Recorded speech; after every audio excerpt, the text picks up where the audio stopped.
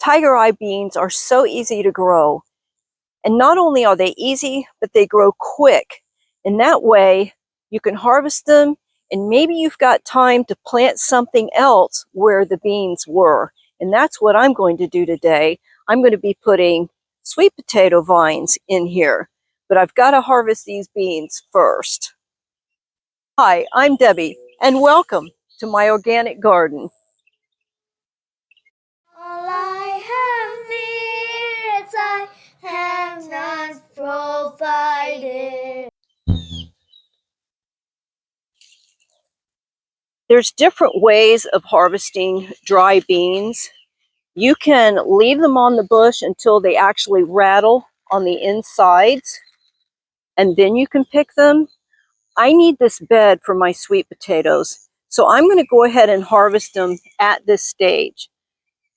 Now what I do is I cut the whole plant, and I'll just let them finish drying like that in a cool place. And then when these pods are totally dry and they're like paper, then they're really easy to shell at that time. Now the reason I'm leaving the roots in there is because the roots have fixed nitrogen down into the soil, and I want that for my sweet potatoes. And now I have a place to just rake the leaves away.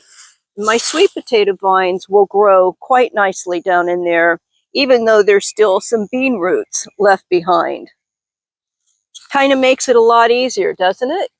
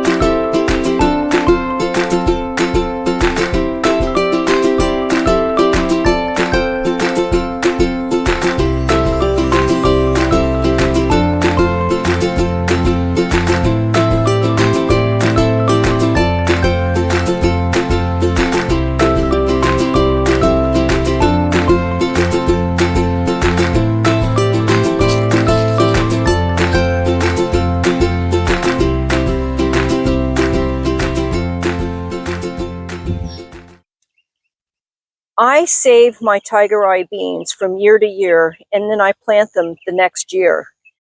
I did find out this year that if you do not store your beans in the freezer, they're probably not going to germinate the next year. Now, these are not quite dry enough. They're not ready to be stored in the freezer, but I just wanted to show you what they look like. It's been a week since I cut the beans down, and today is a good day to shell the beans. So what I did is every day or so, I would come in and flip them over. So if there was any damp leaves on the bottom, they had a chance to dry out.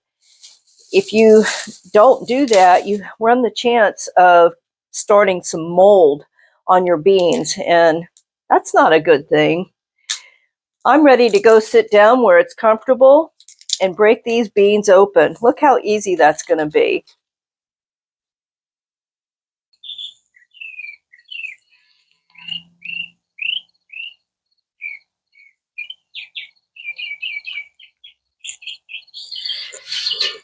This is just an old roaster that I used many years ago, and it got graduated to my gardening supplies. So we're just going to pull the pods off the vines.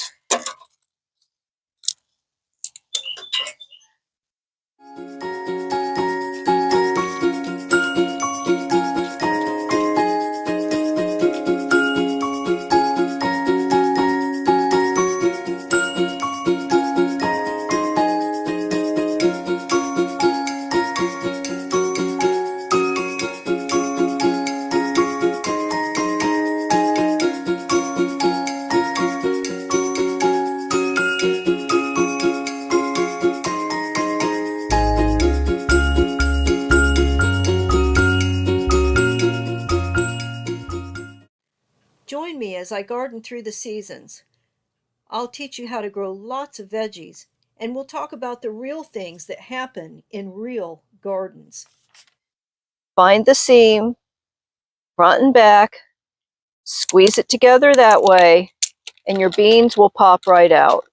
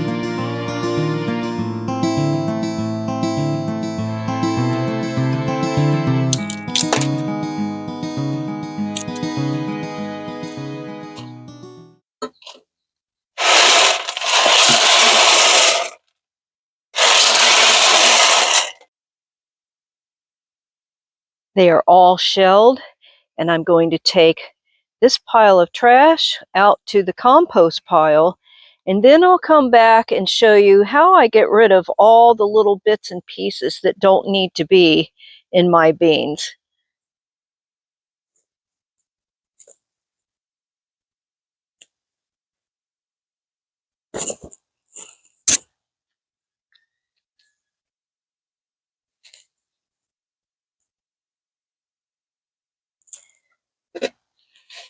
So one way you can get rid of that trash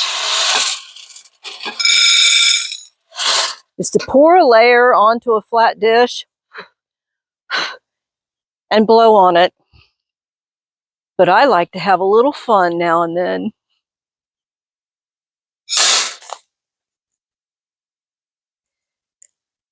This is a rechargeable fan. If you live in a hot climate, this is the best invention ever. You can sit outside on a hot day and put the fan right on you. But today, I'm going to give it a different chore to do.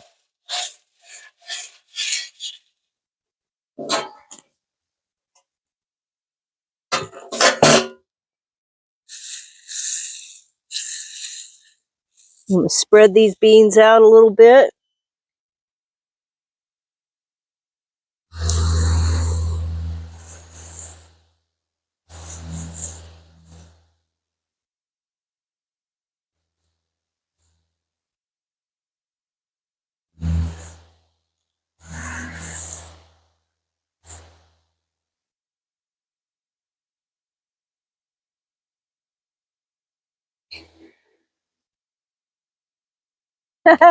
They're sticking to the sheet. I can't believe it.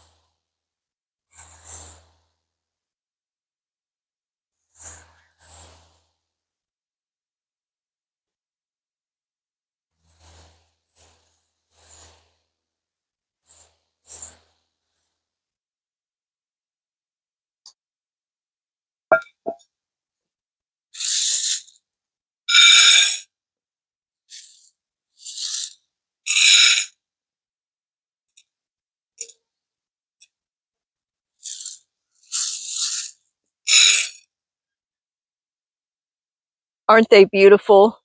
I love tiger eye beans. I use them instead of kidney beans. To be honest, I'm a little bit disappointed that this is all I got.